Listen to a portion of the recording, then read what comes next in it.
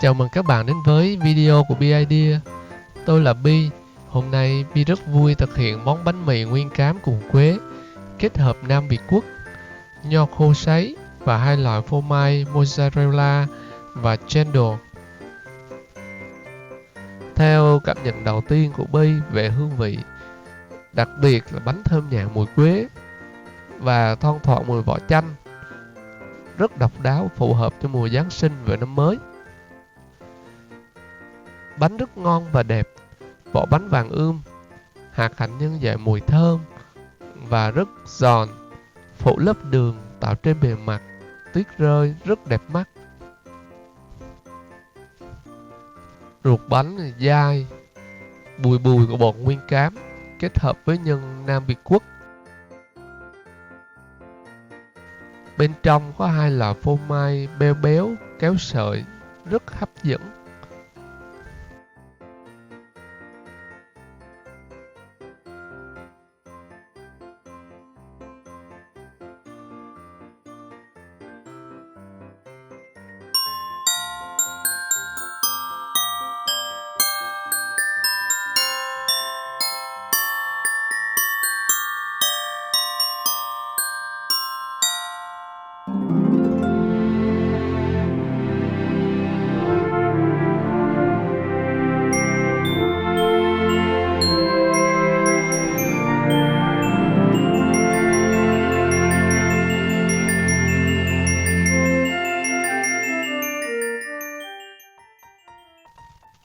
Ngay bây giờ, Bi sẽ chia sẻ công thức chi tiết món bánh tuyệt vời trong video này.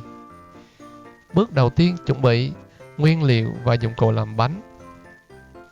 Phần 1. Vỏ bánh gồm có 300g bột mì số 13, hiệu địa cầu, protein 13 đến 14,5%, 130g bột mì nguyên cám,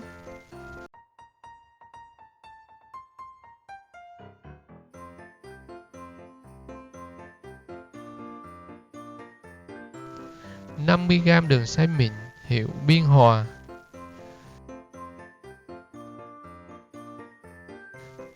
1/4 muỗng cà phê muối,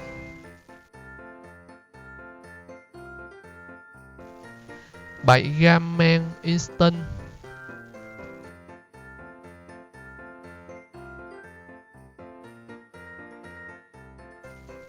1/2 muỗng cà phê vani chiết xuất,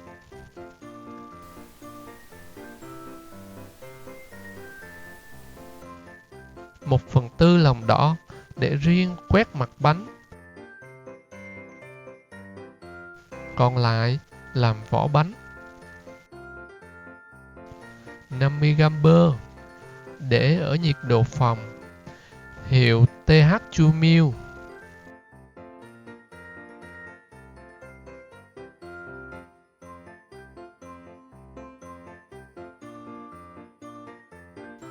180ml sữa full cream hơi ấm hiệu Quest Gold,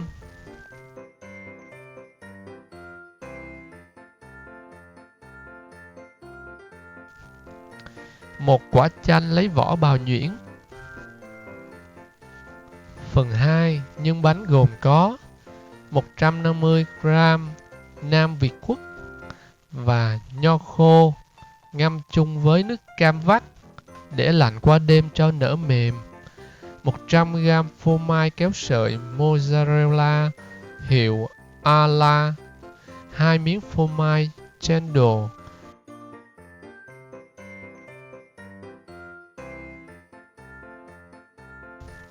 1/2 muỗng cà phê bột quế.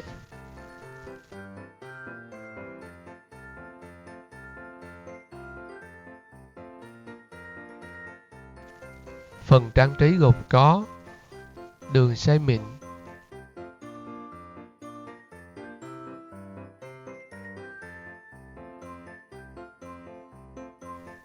hạt hạnh nhân cắt lát,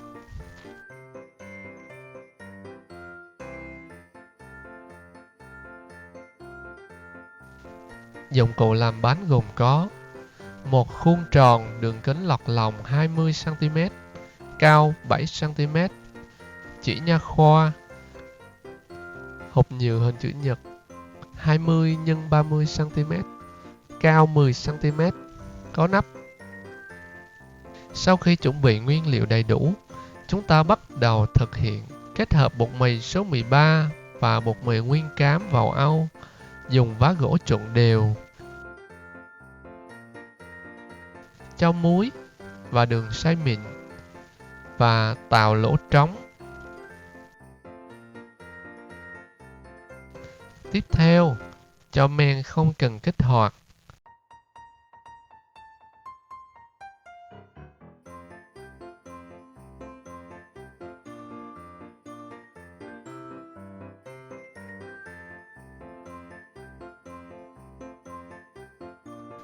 Bào vỏ chanh thật nhuyễn vào âu bột.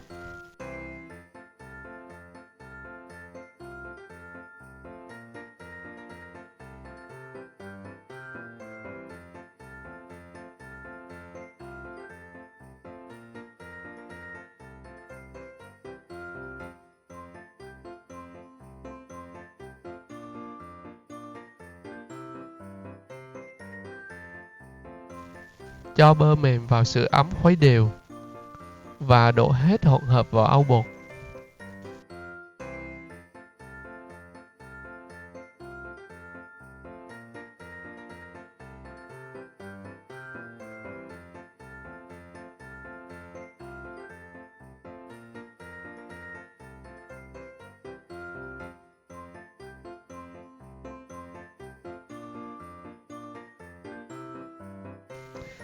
Tiếp theo, cho trứng gà, vani chiết xuất, dùng vá gỗ trộn bột. Khi bột thấm chất lỏng thì trộn sẽ nặng tay.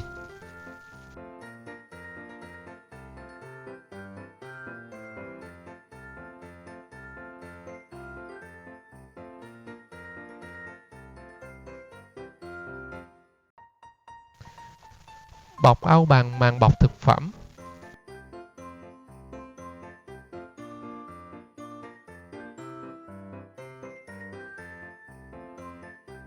Ủ bột trong 20 phút.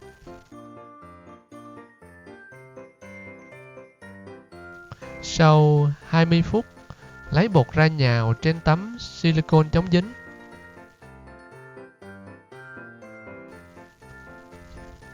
Kinh nghiệm, Bi khuyên các bạn nên mua tấm này nhào cho khỏi dính bột lên bàn và khỏi dùng bột áo, vì bột áo sẽ làm ảnh hưởng đến công thức bánh, làm khô khối bột. Đối với công thức bánh này, sử dụng nguyên tắc nhào bột khô, một tay giữ khối bột, một tay đẩy bột ra liên tục nhiều lần, sau đó gập lại. Việc này giúp ít tốn sức khi nhào và giúp kéo giãn sợi gluten làm bánh dai hơn. Thời gian nhào bột liên tục khoảng 20 phút thì đạt.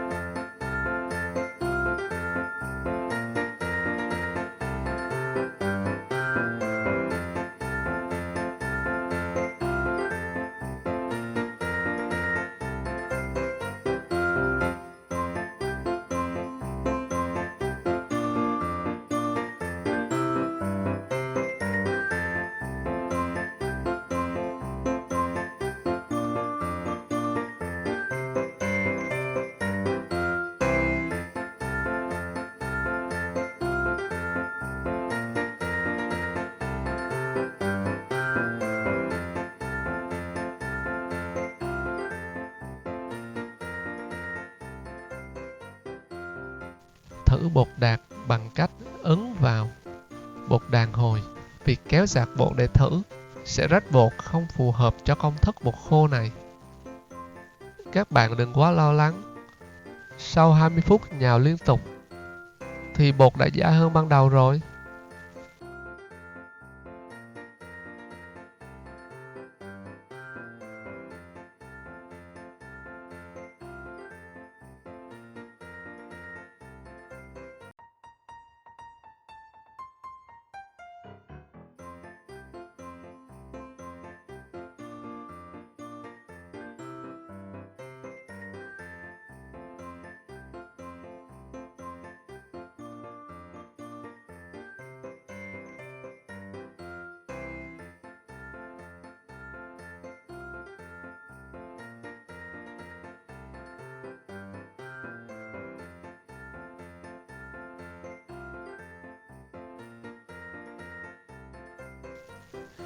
Sau khi nhào xong, quét dầu ăn lên hột nhựa để chống dính.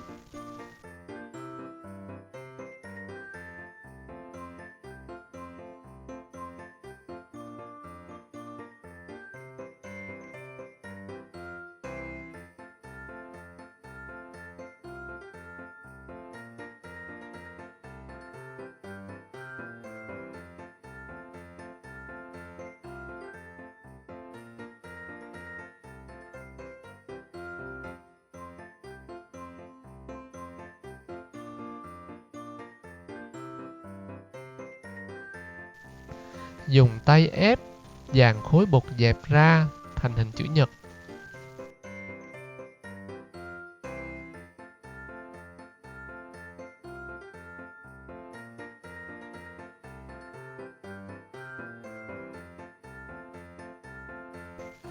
Lật mặt bột đẹp lên trên và mặt xấu ở phía dưới đáy hộp.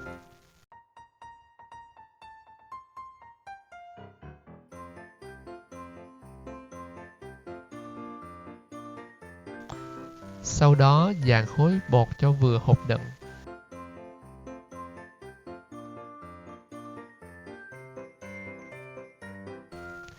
Lưu ý là gấp 4 viền bột dày hơn phần chính giữa, vì bánh sẽ nở to ở phần giữa hơn viền. Quét dầu lên trên mặt bột để chống dính.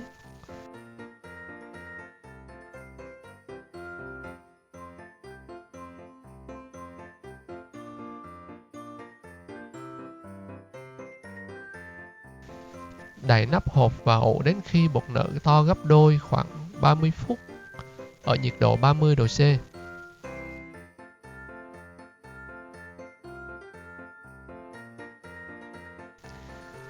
Kinh nghiệm là khi ủ bột trong hình chữ nhật giúp bánh khi ủ có hình chữ nhật, để sau này khi cán bột tạo hình chữ nhật dễ dàng.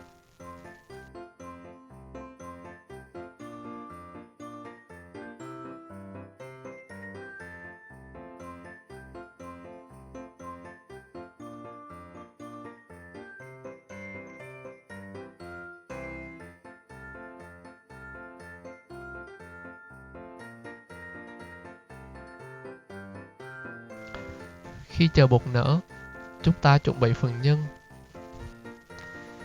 Sử dụng Nam Việt Quất và nho khô ngâm với nước cam để qua đêm trong tủ lạnh. Đã nở, chắc ráo nước. Cho bột quế vào trộn đều.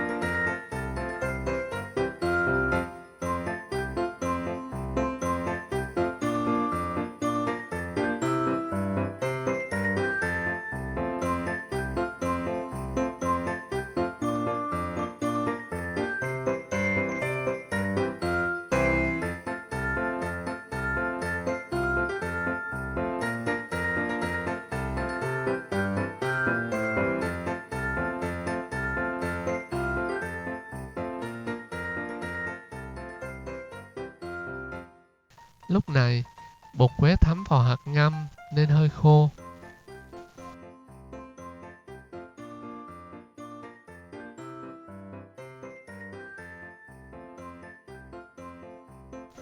Nên cho thêm ít nước ngâm rưới vào hỗn hợp để tạo độ sệt vừa hơn.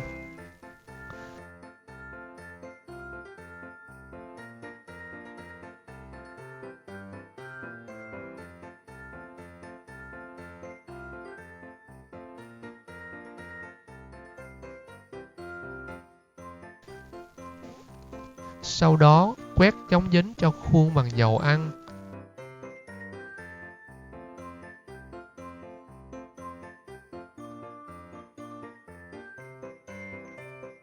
Lót giấy nến để lấy bánh ra dễ dàng.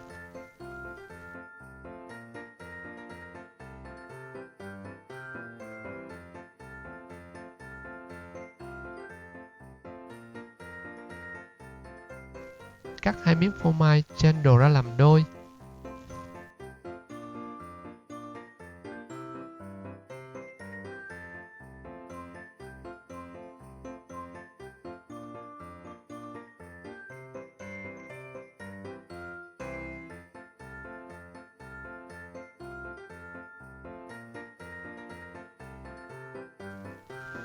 Bột nở gấp đôi, úp bột xuống và lật mặt đẹp lên. Dùng tay dàn đều bột thành hình chữ nhật có kích thước 30 x 40 cm.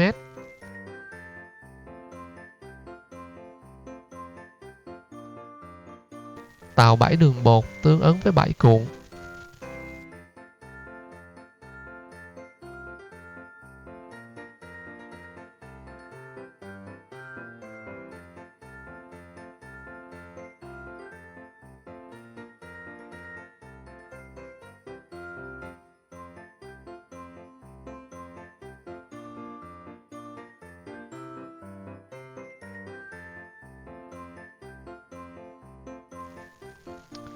Chừa đường viền 1 cm cho 3 cạnh, trên, trái, phải. Cạnh dưới ép viền bột cho đẹp, không cần chừa 1 cm, vì khi cuộn phô mai làm nhân sẽ đẹp hơn.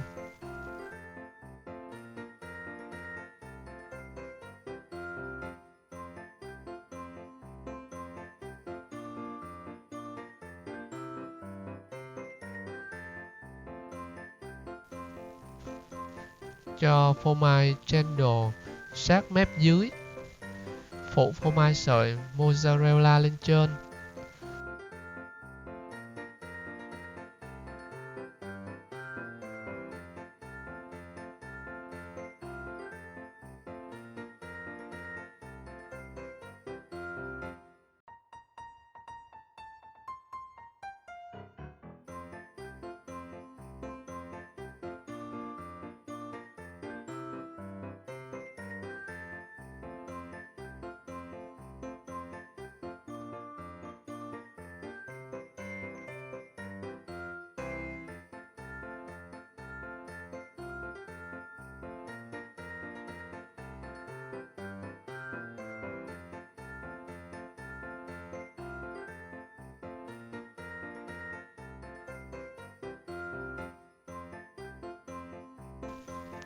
Rải hạt tạo thành 6 dãy cách đều và có khoảng cách. Chừa một ít nhân hạt để trang trí ở trên bề mặt bánh. Kinh nghiệm này giúp 7 cuộn bánh có hạt nhiều trên mặt sau khi cắt.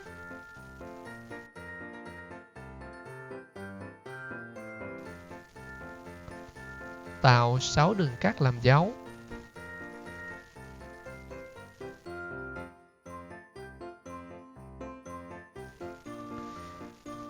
Quét ít nước ngâm hạt lên bột.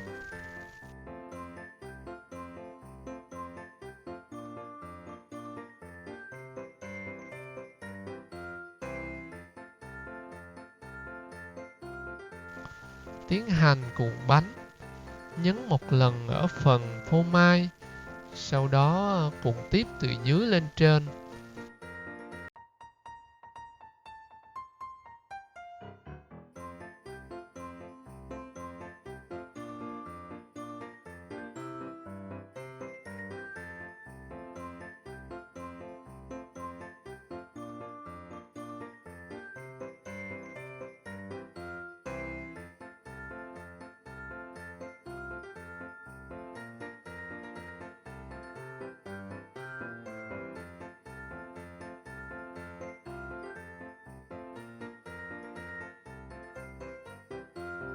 Gần hết cuộn bánh, thầy cuộn ngược bột từ trên xuống.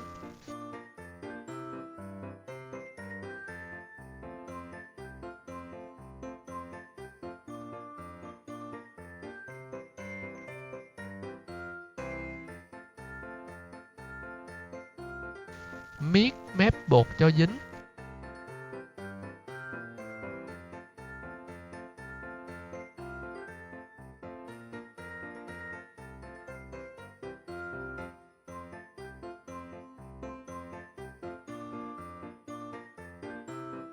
Đẩy hai đầu bột vào trong.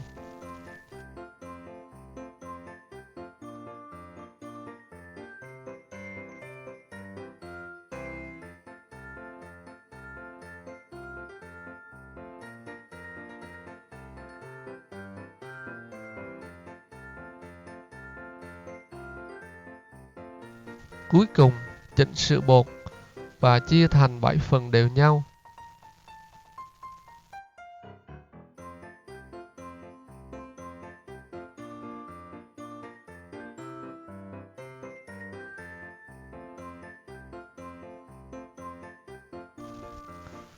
Dùng chỉ nha khoa để cắt bánh.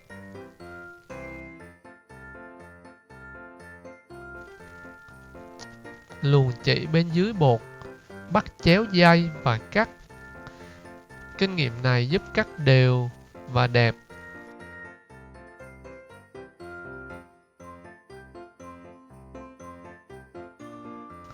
Nhanh tay cho lần lượt 7 phần bột vào khuôn, tạo hình bông hoa.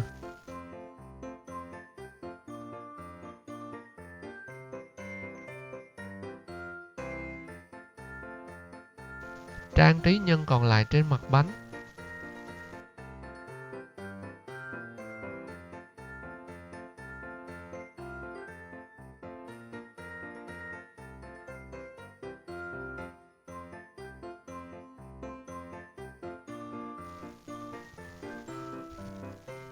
Bạn chuẩn bị một ly nước sôi, ủ bánh với ly nước sôi và chùm khăn.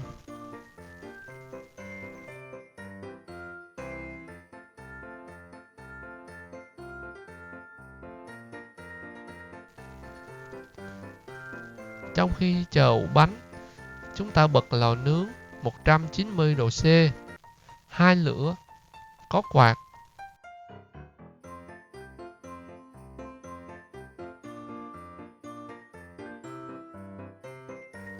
Chờ khi bánh ủ nở to 80%.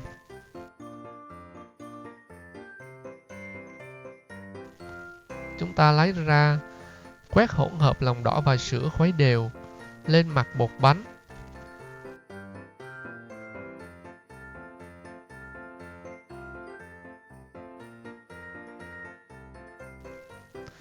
Rắc hạnh nhân cắt lát lên.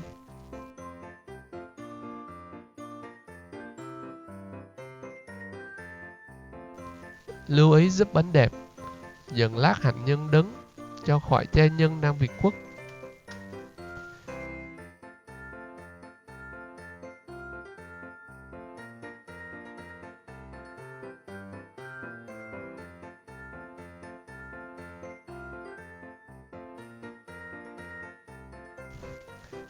Lò đổ nhiệt, tiến hành cho khuôn vào lò nướng khoảng 35 phút tùy loại lò nướng.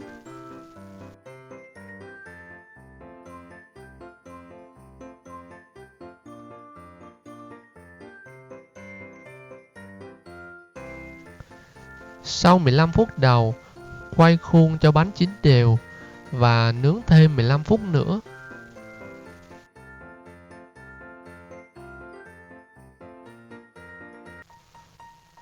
Bật lửa trên nướng mặt bánh trong 1 đến 2 phút cho lên màu đẹp.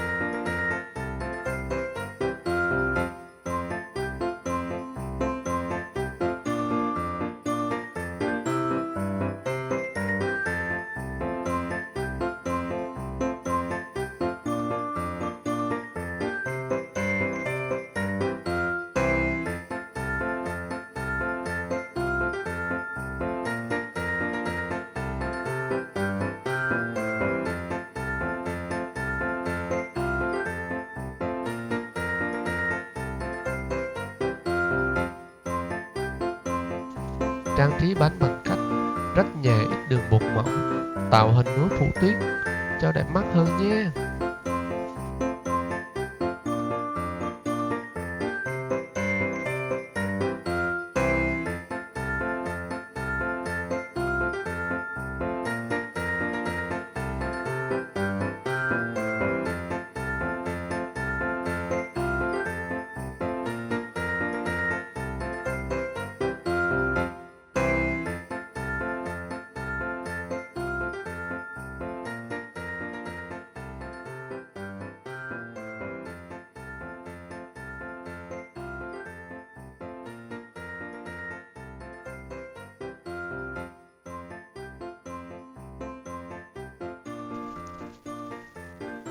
Các bạn ơi, cùng Bi vào bếp để làm và thưởng thức ngay món bánh cuộn nóng hổi cùng người thân trong dịp Giáng sinh và năm mới thì còn gì ấm áp hơn nữa. Bi thân chúc các bạn thực hiện thành công. Hy vọng các bạn sẽ có những trải nghiệm thú vị trong công thức bánh này. Nếu thấy video clip hay, các bạn ấn nút đăng ký, like để ủng hộ BAD nhé. Mọi ý kiến đóng góp các bạn vui lòng để dưới phần comment bình luận. BAD trân trọng cảm ơn và hẹn trong những video tiếp theo.